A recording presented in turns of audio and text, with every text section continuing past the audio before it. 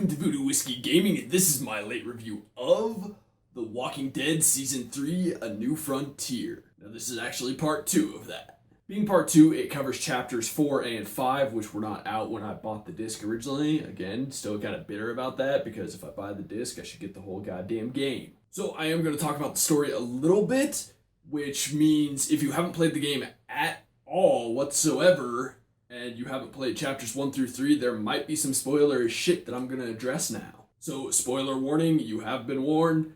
Here we go. So, at the beginning of episode 3, you and your brother David, who you have basically essentially reconnected with and screwed the pooch on some pretty massive things involving the New Frontier, which is a colony of survivors in this time, and you find out that they're not so squeaky clean. They seem like they're super cool and whatnot, but the reality of it is the way they're maintaining their lifestyle is by raiding other communities. They are the ones who raided and destroyed Prescott, so you being a stand-up guy aren't really down with that, and they've caused a lot of problems for you and your friends. It's one of those cool things that The Walking Dead does where it's not really about zombies, it's about the people, and it's well written. I honestly think the Telltale Walking Dead games are far superior to the show. I think the writing is much better. It's a lot of solid drama, not useless drama that's just there to create filler. That having been said, and I don't remember if I complained about this before, I will say that this is a much shorter game than the previous Walking Dead games.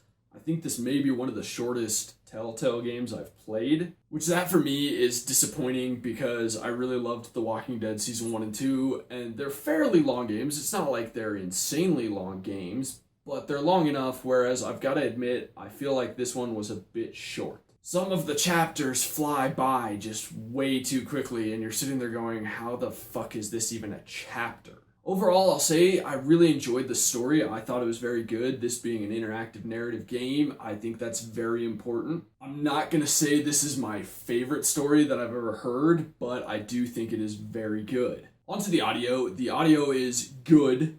The voiceover work is excellent, which, again, necessary for an interactive narrative. The rest of the audio was good. It works very well. It's not some of the best audio design I've ever heard, but it is very good. I did run into, because it is a Telltale, interactive narrative game, some audio glitches. Specifically what I ran into was like some cutting out of audio here and there to make kind of a popping noise. It was kind of obnoxious. It only happened during like 1 or 2 of the scenes, but it was distracting. Lastly, there's the gameplay. Like I said, interactive narrative. So it's a lot of QTEs, which, that's basically what these games are. There's a bit of exploration, poking around, finding items to use in certain situations to trigger QuickTime events. I think the QuickTime events did work well. I didn't feel like I was missing things despite the fact I was actually hitting them, so that's good, and that applies to the controls, obviously. And the controls are fine for this game.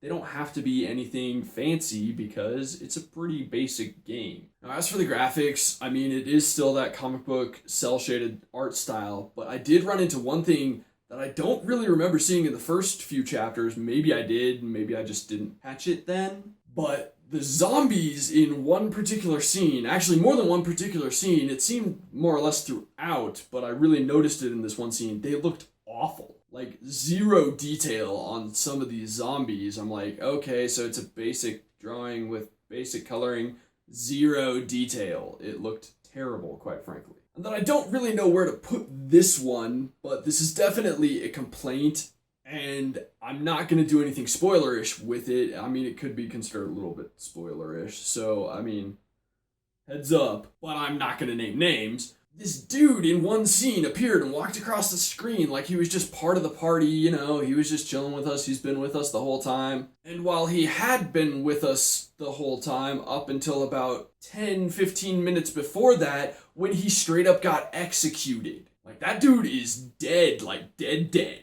Like, gone, not coming back, no mistaking it. He is straight up dead.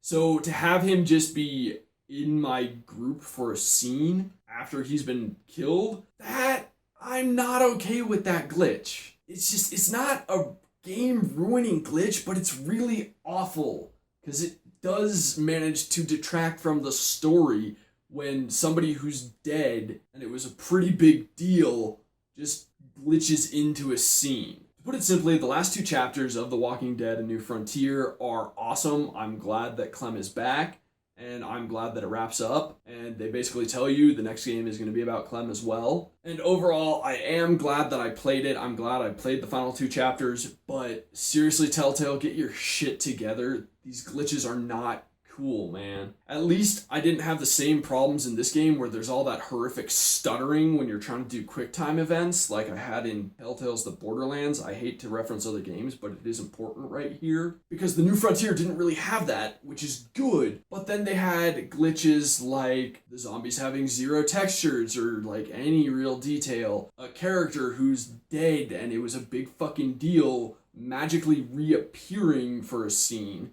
That's not okay. Especially since this has to be one of the shorter of the Walking Dead games. And then you just have some massive glitches like that. You have to test this better to avoid shit like that. Overall, I will say that it's worth buying. The entire game is worth buying. I enjoyed the story a lot. Okay, so in the comments below, why don't you tell me if you're a fan of The Walking Dead show? I feel like I made it pretty clear I'm not. And as always, thanks for watching. If you enjoyed the video, please hit that like button. And if you like what I'm doing in general, share, subscribe. Have a good one.